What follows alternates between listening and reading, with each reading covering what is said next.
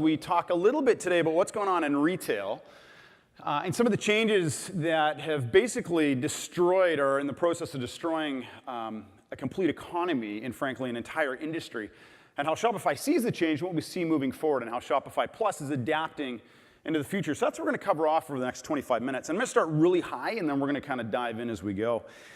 So this guy's Henry Ford, and I think we could argue in the last 125 years, this guy's had a pretty profound effect on the way we do stuff, on the way society operates, the way we manufacture, the way we think about organizing our workforce or labor force, our proximity, the way we think about distance, relationships to work and loved one, let alone consumption of energy and fossil fuels, et cetera. And like Toby in the video talking about starting Shopify Plus, every great entrepreneurial dream begins with a guy like this, someone with vision and drive and passion. And usually when they start building their slide deck and they think about how they're going to pitch investors, slide number 2 looks like this. Because people want to invest in shit that's going to grow. And so it's like, hey, this is going to be unbelievable. Like, we are going to take over the world. It's going to be the biggest thing ever. And it looks like this. And what they usually don't do on slide 3, though, is show this one, which is the typical arc of business. Which is, hey, business is exciting. We start these things. We start these entrepreneurial companies because we see opportunity. We work like hell to get product market fit. We get out there. We just sell like crazy. Costs are high. And then we get to the growth phase. Stuff starts to work. The flywheel starts to go. We start to sell. Everybody's excited. We have cash flow. We can market. We can do things. Maybe we can go for a beer with our team. This is really great. But then this maturity thing sets in we don't like to talk about. And suddenly it's like, okay, we're not really cool and new. Sales are kind of steady. Now we're into cost reduction. And those investors are getting pesky. They want money back. So we got to start paying money back, and then eventually the decline happens. Because somewhere there's some other entrepreneur looking at your industry going, you know what, I can disrupt that. And right now they're somewhere in that introduction phase. And what's been interesting is when you look over the last 60 years, the amount of time that sine wave takes to go used to be, 60 years, for example. This looks at the S&P 500 companies and how long they got to sit on top of the pile. Well, in the 1950s, 1960s, you could be up there 50, 60 years. You were the king. You did it. Nowadays, that's compressing and compressing and compressing, and it's looking more like 20 years. And it's happening very quickly, and the trend continues to go down. You're big today, you're gone tomorrow. And why? Well, we see these amazing companies. These companies that inspire us, we're excited by them. They're companies that we've all grown up watching. Most of these companies are less than 10 or 15 or 20 years old, or at least have had the impact they've had in the last 10 or 15 years. And we think it's great. Uber, 2009 they started. They're worth $60 billion today. $60 billion market cap. Tesla, they have a greater market cap than General Motors. General Motors started in 1908. Tesla was like 2003, I think. Apple, 10 years ago, they released the iPhone. It launched them to be the world's most valuable company. It's astounding what's going on in technology. But with all of them, they came in and disrupted something that had taken decades, if not, in some cases, centuries to build. And so we see dead bodies lined by the side of the road. We see a company like Kodak. I mean, Kodak was famous. They were an amazing, innovative American company. Dead on the side of the road because digital photography took them out in lightning speed. Palm in the 90s was the first company to come out and say, we could do digital organizers. Isn't that great? And then BlackBerry came along and said, F that, we're going to put email on it. Palm's gone. And then Apple came along and said, actually, it's focused on the consumer. And suddenly we see BlackBerry fighting for its life. Every story of innovation generally results in someone else getting disrupted. And what's amazing is the speed it's happening at. So let's look at retail, since that's Shopify, and that's what we're going to talk about today. Macy's. I think we look and probably all of us recognize Macy's as being, an iconic American department store. Started in 1858 in New York City by R.H. Macy himself. Now, what's interesting, actually, doing a little bit of research into Macy's, is actually his 9th retail concept. He'd spent like 10 years in Massachusetts trying to get stores started and kept failing. And so moved to New York and started Macy's. So in 1858, Macy's launches. 1924, Macy's Thanksgiving Day Parade launches, which still today runs. And driven in particular on the backs coming out of World War II of just an increasing economy, Macy's grew such that by 2015, they were the largest department store brand in North America. Famous. Everybody knows the Macy's brand. Their sister company is Bloomingdale's, also an exceedingly successful department store. So follow that. I don't know what that is, 140 years, let's say. Concept in New York City, largest department store brand in North America. I don't know why that red circle decided to move down, but this is in 2017. Look at that first paragraph. Shutting down 100 stores, nearly 15% of its store base as it battles plunging sales and traffic. They rode the wave of consumer spending to become the biggest department store brand that is a household name in the US. And 2 years later, we're shutting 15% of our stores, and it continues. And it's not just Macy's. I mean, if you're paying any attention to retail, it's a bloodbath right now. All of these are from 2017. These are just random headlines I pulled out of 2017. Payless, Ralph Lauren, Lululemon. I mean, it is going and going and going. If you're in retail today and you're thinking, I've got a great concept for bricks and mortars, run away. And if someone comes to you pitching the idea and they show that first part of the graph, like, F it, get out. It's not worth it, it's done for. So what happened? Well, the internet reduces friction. Now, I realize some of you are like, I sat on a bus for an hour and a half to get here to be told internet reduces friction.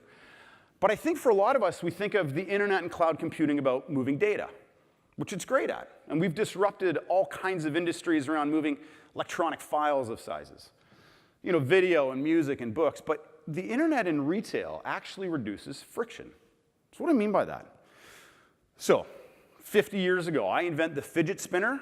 Damn it, I wish I did. You invent a fidget spinner, what do? You go to China and you say, hey, company, build me fidget spinners by the crate load.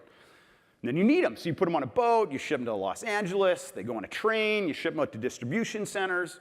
Some people repackage them, put them on trucks, they go to other distribution centers closer to cities, maybe happens again, and eventually gets in the store and some 7-year-old kid cons his dad to buying one. Or 4. This is the way it worked. Takes a long time. It's kind of slow. Let's be honest, if your fidget spinner concept misses, you've put a lot of money into it, and there's a lot of hands in the pot on the way. And so bit by bit, technology's come along and said, we can probably do better than that. Like, you look at shipping today. Well, really, do we have to have all these levels of distribution centers? What if we put in 2 or 3, like, really well regionally located distribution centers? That saves a whole bunch of time and effort. And in fact, do we even need distribution centers? I mean, you look at Mini when they came out, or Tesla. What did they do? Well, they said, well, let's just put some cars in a store. People can go look at them, maybe even test drive them. If they like it, order it on the spot, and we'll just build it. And by the way, you see companies like Tesla who are like, shiny and cool doing this. Batesville Caskets. In the US, little fact here, you can tell your friends over beers and they'll be fascinated later on. In the US, there's like 9 or 10 major casket manufacturers. And like everything in the world, it's all getting outsourced to China. And one company, Batesville Casket, said, you know what, with just-in-time technologies and lean principles, we think we can do it in North America.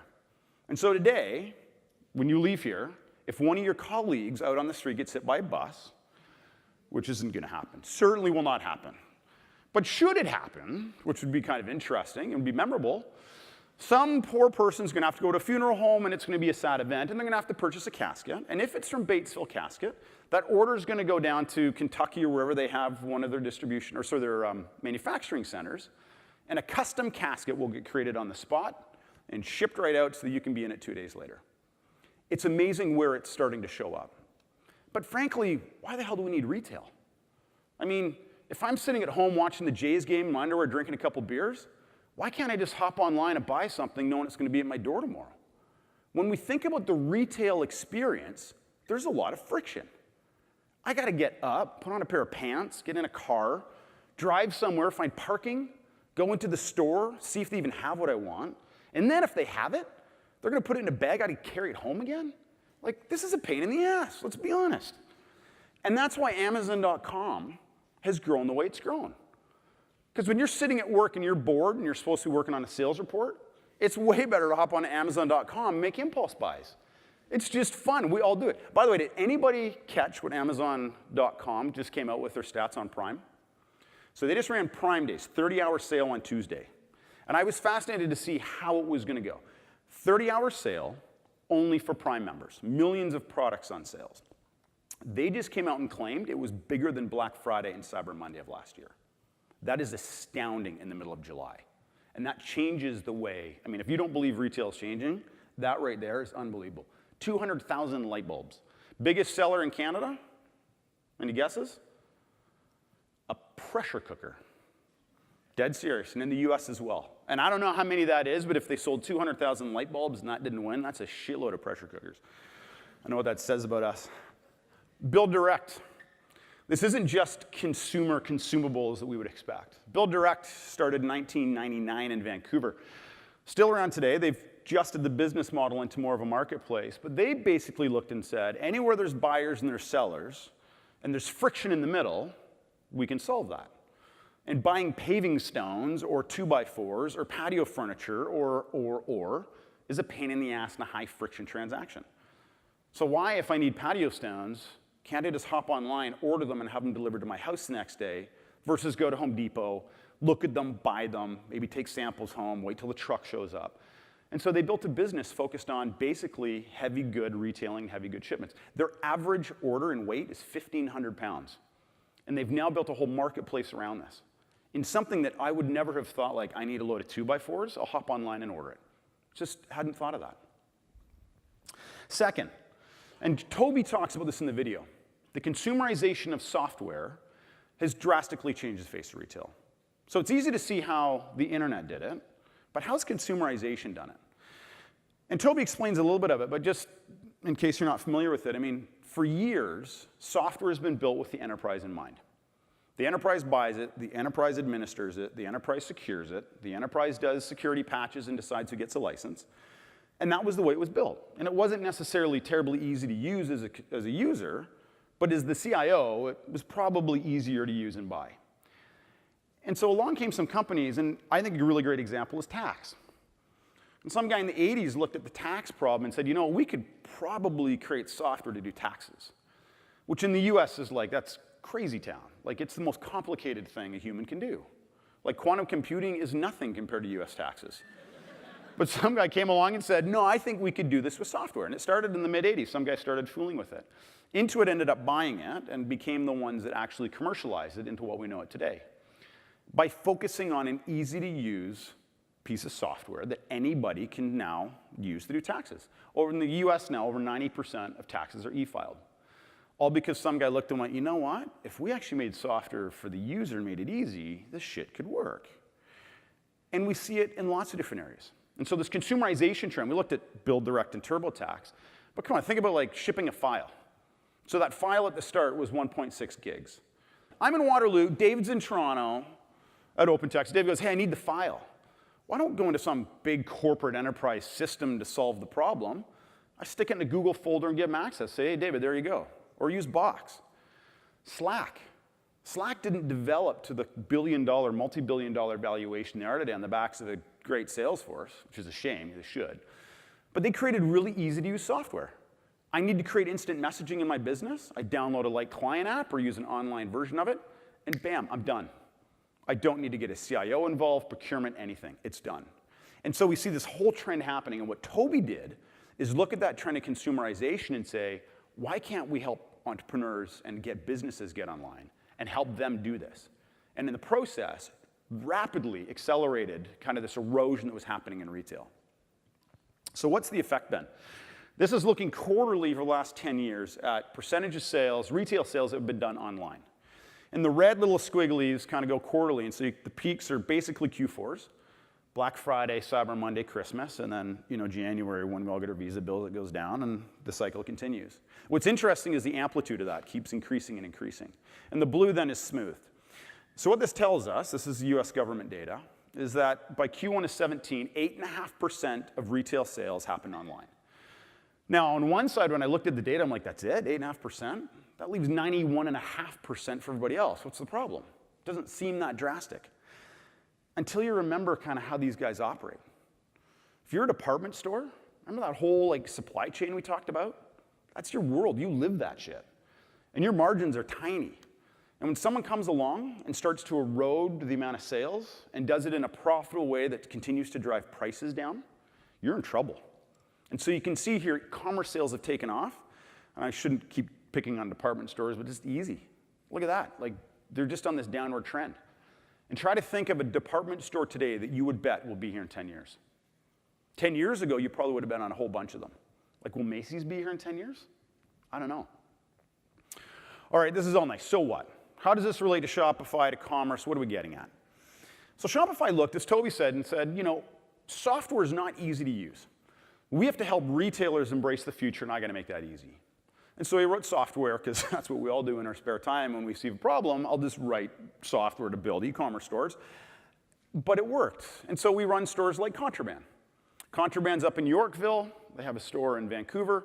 We help them go online so that people watching the Jays game in their underwear can hop online and make an impulse purchase for clothes they may have seen in the store. But increasingly, we're seeing that market that we initially envisioned, these small merchants that Toby's vision was, we have to go just enable entrepreneurship. Suddenly, it's like, well, actually, what is an entrepreneur today, and what is entrepreneurship? Our mission is to make commerce better for everyone, not just the entrepreneur. So we see brands like OVO by Drake locally. It's a 5-6-year-old brand. He's done very, very well with it on the backs of Shopify. And this one's fascinating. I don't know who knows Movement watches. 2013, two college dropouts decide that they can create a watch company totally online and go direct to consumer. What happens if you want to buy a watch today? Most typically, at least 5 years ago, you go to a store, you look at watches, all the friction involved in it, you maybe decide, maybe you don't. You go home with your purchase, you probably regret it later. And they looked and said, you know what, I bet we could go direct to consumer on this and actually bring more of a fast fashion direct to consumer approach to it. Two college dropouts, 2013. Today, maybe not even 4 years later, $80 million a year in sales. 1.5 million social followers. 3.5 years, two college dropouts. You want to talk about like disrupting retail? That disrupts retail. So what about Macy's? Well, they're trying to. Like they kind of looked and said, shit, we're going to have to do this or we're in trouble. So Macy's is trying, so we can get online. But history tells us that they're not really good at it. I mean, Borders really tried to get online in a big way. As soon as Amazon started to make a dent, it was like, oh, we can do this too. And Barnes & Nobles. And certainly we saw Blockbuster make a really valiant attempt when Netflix started to actually prove that the business model worked. And they tried to go online and said, hey, we can deliver this too, but ultimately failed. So why? What was the difference? And commonly we think, well, they were beat to the punch. Well, not really. I mean, Netflix has been around, 15 years now? I mean, they've been around a long time. Back when they were creating it, we weren't dealing with the type of internet speeds we're dealing with today. It started as a mail and DVD service. So what changed? Well, big companies typically buy big, expensive solutions to what they perceive to be big problems. So if you're at Macy's today and you think about e-commerce, and you think like, gosh, we need to go online, we're in trouble, what do? You probably hire a big, expensive consultant, and they bring in a bunch of people, and they spend a whole bunch of money solving, telling you what the problem is and writing a spec. So now we're $1 million in, great. 6 months later, I have my spec. Now we're going to do an RFP, because that's always fun. So we'll do an RFP, and we'll send it out. We'll have a whole bunch of companies come in, and guys in suits will come in, and they'll want to take us for steak dinners, and we'll listen to them blab on about stuff. And we'll eventually choose one who's kind of the best, price and quality. We think they're good guys. And then they'll build stuff, and like 18 months later, bam, 10 million bucks, 18 months, we're into e-commerce space. Well, holy shit, look what happens in 18 months. I mean, you go back 18 months in commerce, like Apple Pay? Nope, hadn't heard of that one. Last year, about 18 months ago actually, for the first time at Shopify, we saw more purchases happen on mobile devices than on traditional tablet, desktop, or laptop. Not traffic, purchases. So all of those poor people who have built these great websites thinking like, I need to be mobile optimized while they build it on their desktop, Your website today, if you're going to sell something, has to be a mobile website. And then you need to be thinking in the back of your ground like, oh yeah, how do I actually make sure this is desktop optimized as well? That's the speed stuff works at. So for Shopify, about 3 years ago, had a bit of a holy shit moment as we were watching retail start to implode upon themselves.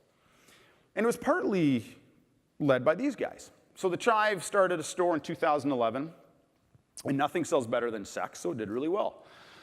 And 3 or 4 years ago, and looking through some data of merchants, I mean, keep in mind, Shopify's total paradigm in the way they think has been focused on the small merchant. And they were looking, and suddenly these guys popping out like, that's interesting. This little tiny merchant has built a store that's now doing millions of dollars still using our software. We never really thought about that. And we're watching this retail world explode, and all of these brands coming and saying, hey, like, help, what do we do? And it led to is there any reason why we can't take what we're doing for the small merchant and take it to the big merchant? And all the problems we talked about, can we actually address it there? And so Shopify Plus was born. So let's look at some ideas. So Budweiser started in 1876. I mean, if that is not an American iconic brand, I don't know what is. And they have built themselves on what? Like, millennials buy it, and it's built on sports, it's built on Super Bowls, and for some weird reason, Clydesdale horses. That's the brand. And they grew 100% through mass media. It was big, sexy commercials, big splashes in newspapers. Well, both those mediums are disappearing. Now what do we do? Big company, big problem. How do we solve it? So we started working with them a few years ago. We now support them across 7 brands in multiple countries, helping them test and experiment and go direct to consumer quick, like weeks, months. So example you guys would recognize is probably the Bud Red Light campaign. It's become a huge thing for them. They now sell it, they run a store, they're promoting it, merchandising it, helps build the brand, and it's experimental. If we don't like it, we can shut it down and start a new one, no problem. Mondelez. Mondelez was formed in 2012. It was a spin-off off of Mars, Inc., and generally considered, Mondelez is probably considered one of the top 10 food companies in the world that control food. I mean, you want to talk about like boring old classic distribution models? Food is like the worst. It's horrible. Produced in a factory somewhere, distribution, and blah, blah, blah, and you get to eat it 19 months later or something like that because it's still fresh. It's all good. So Mondelez comes along and says, this traditional retail model isn't working really well. We need to find a way to get faster and a way to experiment. So they came to us, it was actually a great story. They came to us in August of 15 and said, hey, we got this great idea for Christmas. We're going to let people custom create packaging for Oreos.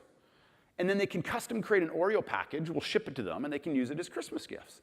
So we want to do this for Christmas of 2016. That gives us like 18 months to kind of build this thing out. Because, big company, big problem, this is going to take 18 months. And stupidly, we should have said, yeah, and it's going to be like $9 million. Instead, we said, well, why don't we just get it, like we can have it ready for in like 4 weeks. Is that cool? So they said, all right, let's do it. And so by 2015, actually a full year earlier than they planned, they went to market with their first direct-to-consumer experiment of allowing customers to create custom Oreo package.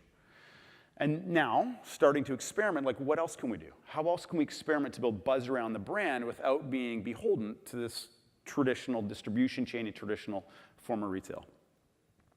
Actually, another interesting one on that one is, you guys will probably recognize, is Cheetos.